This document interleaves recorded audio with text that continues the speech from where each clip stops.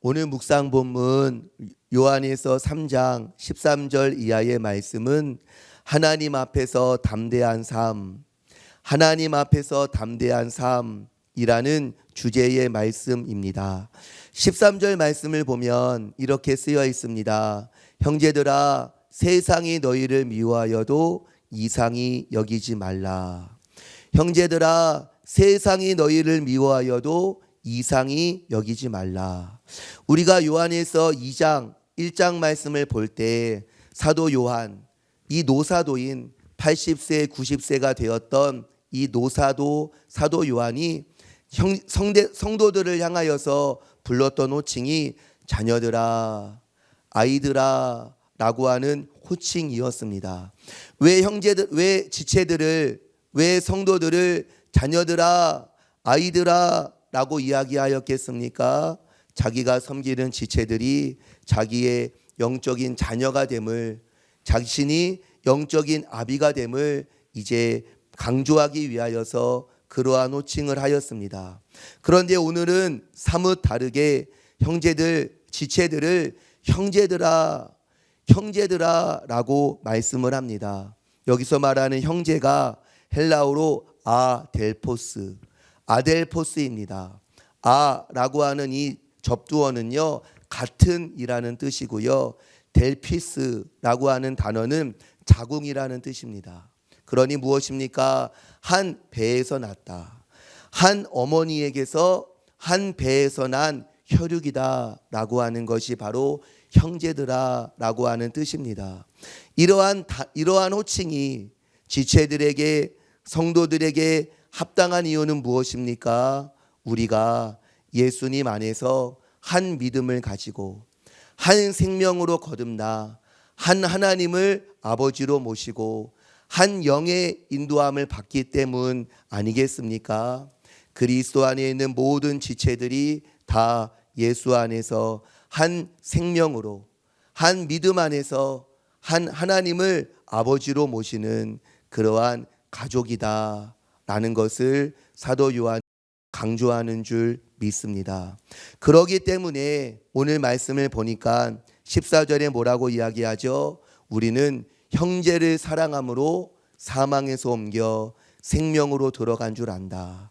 형제들이 한 믿음 안에서 한 하나님을 아버지로 모시고 한 생명 안에서 한 영의 인도함을 받기 때문에 우리가 형제다. 그러기 때문에 우리는 사랑으로 하나가 되어야 한다라는 것을 사도 요한이 강조하고 있습니다.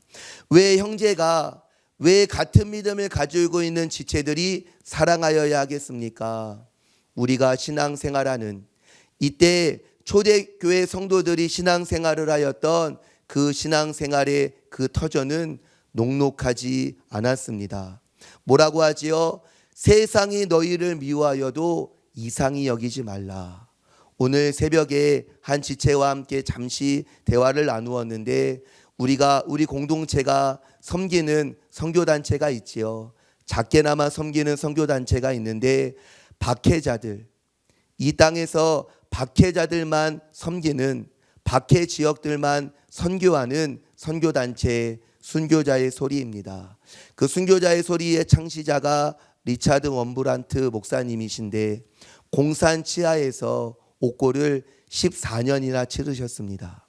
우리나라의 주기철 목사님도 7년 동안 옥고를 치르셨는데 그 루마니아의 목사님은 14년 동안 공산주의 치하에서 정말 참혹한 옥고를 치르셨습니다.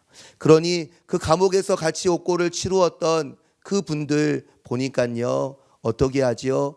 세상이 그들을 너무나 미워합니다. 세상이 그들을 너무나 미워합니다. 그러니 한 믿음을 가지고 있는 지체들이 그 감옥에서 사랑 안에서 하나가 되어서 서로 위로하고 격려하고 서로 지치지 않도록 그렇게 위하여 중보하는 그러한 모습들을 영화에서 본 기억이 있습니다. 왜 지체들이, 왜 성도들이 하나가 되고 서로 위로하고 서로 격려하고 사랑해야 되는 이유가 무엇입니까? 세상이 우리를 미워하는, 그렇게 녹록치 않은 신앙생활 가운데에서 우리가 노출되어 있기 때문입니다. 예수님이 뭐라고 말씀하셨지요? 세상이 너희를 미워하면 너희보다 먼저 나를 미워한 줄을 알라. 너희가 세상에 속하였으면 세상이 자기의 것을 사랑할 것이나 너희는 세상에 속한 자가 아니요 도리어 내가 너희를 세상에서 택하였기 때문에 세상이 너희를 미워하느니라. 무릇 그리스도 예수 안에서 경건하게 살고자 하는 자는 박해를 받는다.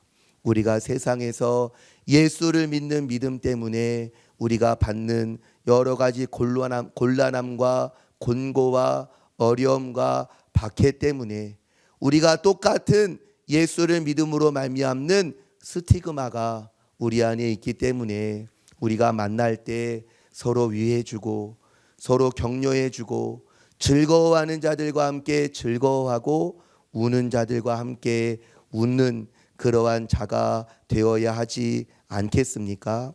저는 오늘 말씀을 쭉 읽으면서 14절 15절 말씀을 제가 읽어보겠습니다. 우리는 형제를 사랑함으로 사망에서 옮겨 생명으로 들어간 줄을 알거니와 사랑하지 아니하는 자는 사망에 머물러 있느니라. 그 형제를 미워하는 자마다 살인하는 자니 살인하는 자마다 영생이 그 속에 거하지 아니하는 것을 너희가 아는 바라. 아멘. 우리 사랑하는 성도님들, 우리가 예수를 믿고 우리가 거듭난 하나님의 자녀들입니다. 그런데 우리가 형제를 때로는 미워합니까? 우리가 때로는 형제들을 미워하기도 하고 비방하기도 하고 원망하기도 하고 탓하기도 하는 그러한 일들이 우리에게 비일비재합니다. 그렇다면 오늘 말씀을 볼 때 그 형제를 미워하는 자마다 살인하는 자다.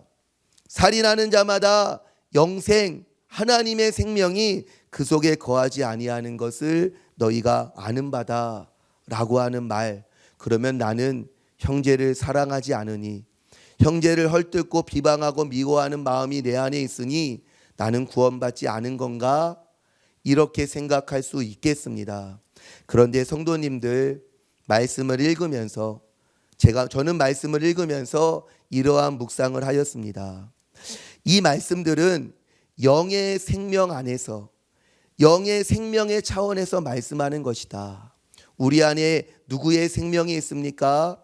예수님의 생명이 있죠. 누구의 생명이 있습니까? 하나님의 생명이 있죠. 우리 안에 거하시는 예수 생명, 우리 안에 거하시는 예수는요, 우리를 사랑하시되 형제를 사랑하시되 죽기까지 사랑하신 하나님의 사랑입니다. 우리의 영의 차원에서는 형제를 미워하는 마음이 있을 수 없습니다. 그런데 어떠하지요? 우리의 생각이, 우리의 감정이 형제에 대하여 원망할 수 있고 불평할 수 있고 미워할 수 있고 시기할 수 있고 질투할 수 있는 것 아니겠습니까? 그렇다면 어떻게 해야 되는 것입니까? 영으로서 몸의 행실을 죽이는 자가 되어야 하지 않겠습니까? 우리 영 안에 있는 하나님의 생명, 형제를 사랑하고 형제를 위하여 죽기까지 십자가에서 죽기까지 하신 그 예수님의 생명, 그 예수님의 사랑으로 우리의 생각에 형제를 미워하고 판단하고 정죄하고 미워하는 그 생각과 감정을 다스려야 되는 것. 그것이 바로 주님이 우리에게 원하시는 구원을 이루어가는 삶인 줄 믿습니다.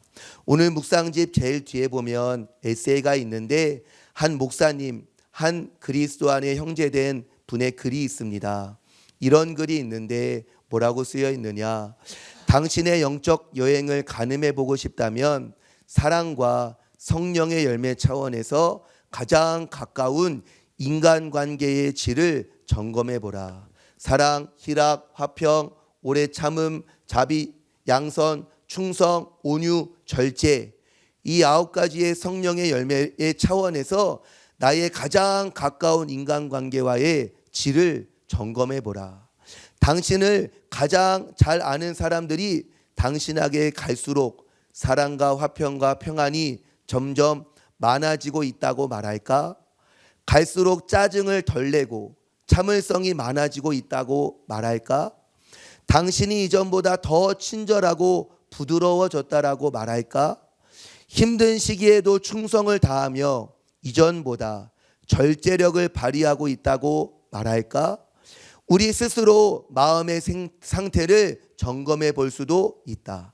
상처를 받고 부당한 대우를 받아도 복수하는 대신 아픔을 삭히는 능력이 점점 커지는가?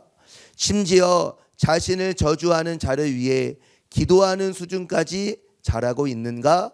이것이 점점 더 당신의 정체성이 되고 있는가? 그렇지 않다면 아무리 성경을 잘 알고 좋은 습관을 기른다고 해도 옳은 길로 가고 있지 않은 것이다. 이 영적 전쟁의 목적, 이 영적 여행의 목적은 사랑이신 하나님을 닮아가는 것이다. 무엇을 말씀하는 것입니까? 우리 성령의 열매의 차원에서 내 주변에 가까이 있는 자들에게 내가 어떠한 이야기를 듣고 어떠한 평가를 받고 있는지 스스로를 점검해 볼 때 내가 지금 바로 가고 있는 것인가? 내가 지금 어디에 서 있나? 라는 것을 점검해 볼 수 있다라는 그러한 말씀이겠습니다. 우리 사랑하는 성도님들, 주님이 사도 요한이 우리에게 권면한 권면이 이것입니다. 그의 계명은 이것이니 곧 그 아들 예수 그리스도의 이름을 믿고 그가 우리에게 주신 계명대로 서로 사랑할 것이니라. 그의 계명을 지키는 자는 그 안에 거하고 주도 그의 안에 거하시나니 우리에게 주신 성령으로 말미암아 그가 우리 안에 거하시는 줄을 우리가 안다고 하였습니다. 우리가 이렇게 사랑으로 하나님의 뜻을 행하면 하나님 앞에서 담대함을 얻고 무엇보다도요 원하는 바, 구하는 바를 그에게서 받는다라고 하였습니다. 우리 사랑하는 성도님들, 이렇게 하나님의 뜻을 특별히 형제의 사랑에 하나님의 뜻을 우리의 삶 가운데 이루는 저와 우리 귀한 성도님들 되시기를 주님의 이름으로 축원합니다. 기도하시겠습니다.